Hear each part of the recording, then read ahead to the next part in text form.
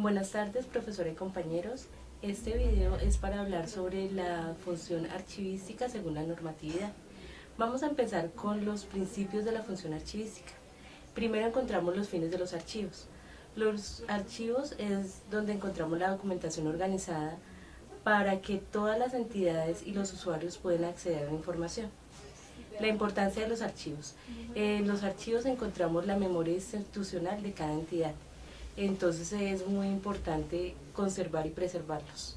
La institucionalidad y la instrumentalidad es para la toma de decisiones administrativas que contienen la información valiosa para la gestión administrativa. Encontramos la responsabilidad. La responsabilidad la tienen los servidores públicos que manipulan la documentación y los usuarios que acceden a ella. La dirección y coordinación de la función archivística la tiene el Archivo General de la Nación. Él es el encargado de darnos todas las directrices para realizar todos los procedimientos en cuestión de archivos. Encontramos la administración y acceso. Es una obligación del Estado de los archivos públicos y del derecho a los ciudadanos el acceso a los mismos, únicamente cuando establezca la ley excepciones. Racionalidad. Actúan como elementos fundamentales para evaluar, entender y actuar. La modernización. El Estado está encargado, igual que el Archivo General, a utilizar las TIC para ir mejorando los procesos en cuanto a la función archivística. La función de los archivos es de probar, garantizar y perpetuar la información.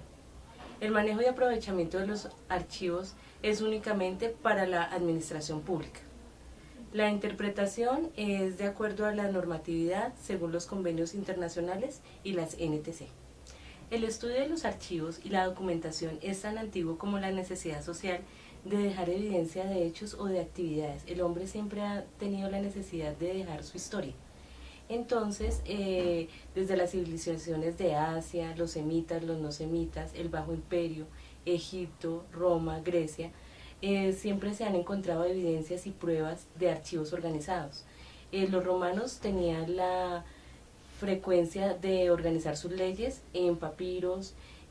Los primeros documentos que fueron surgiendo fueron las leyes, la documentación de control poblacional, territorial, hacienda, censos, catastros, títulos de propiedad y registros bancarios.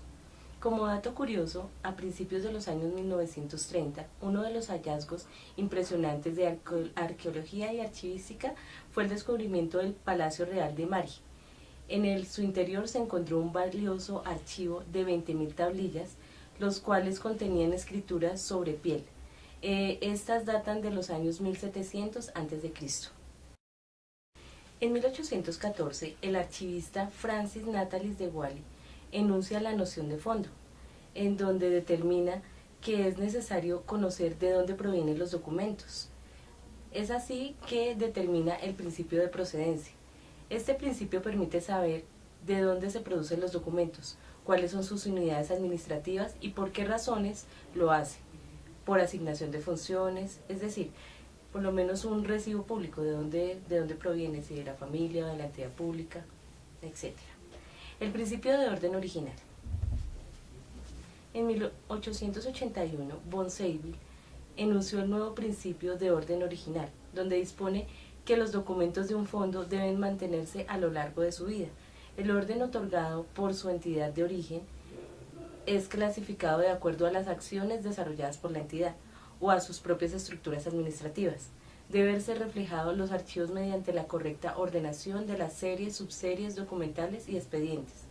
Establece que la documentación debe agruparse en el archivo histórico en el orden que recibió durante su función administrativa. Es decir, un expediente no puede desorganizarse, sino debe conservarse siempre desde que se originó hasta que finalizó. Por eso también es importante la responsabilidad de los usuarios cuando consultan un expediente de no desorganizarlo, porque se está perdiendo su orden original. ¿Para qué sirven estos principios? El contenido de un documento individual solo debe entenderse completamente cuando los documentos son ordenados de acuerdo a su principio y a su procedencia. Proporciona al archivista una guía práctica económica para ordenar, describir y analizar los documentos que están bajo su custodia. Por eso es necesario saber cuál es su origen y su procedencia, para no desorganizarlos y para conservar así también la memoria histórica e institucional. El ciclo vital del documento determina las etapas de vida del documento. En ella encontramos 3 etapas. La primera, el archivo de gestión, el archivo central y el archivo histórico. El archivo de gestión es donde se inicia el trámite. Una de sus características es que se consulta frecuentemente. Su valor es administrativo. Una vez finalizado este trámite, pasa al archivo central. El archivo central se caracteriza porque el expediente ya está finalizado y su consulta se hace menos frecuente. Una de sus características es que su valor es probatorio. Luego, este expediente puede ser eliminado o puede pasar a la siguiente etapa. Una vez que se determina que el expediente va a ser conservado del archivo central, pasa al archivo histórico.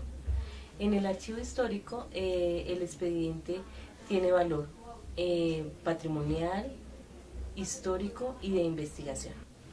El plan de gestión documental permite la administración de la información, teniendo en cuenta la estructura organizacional, el flujo de información y los procesos archivísticos, que son la producción, recepción, distribución, trámite, organización, consulta, conservación y disposición final, teniendo en cuenta los instrumentos como las tablas de valoración y las tablas de retención.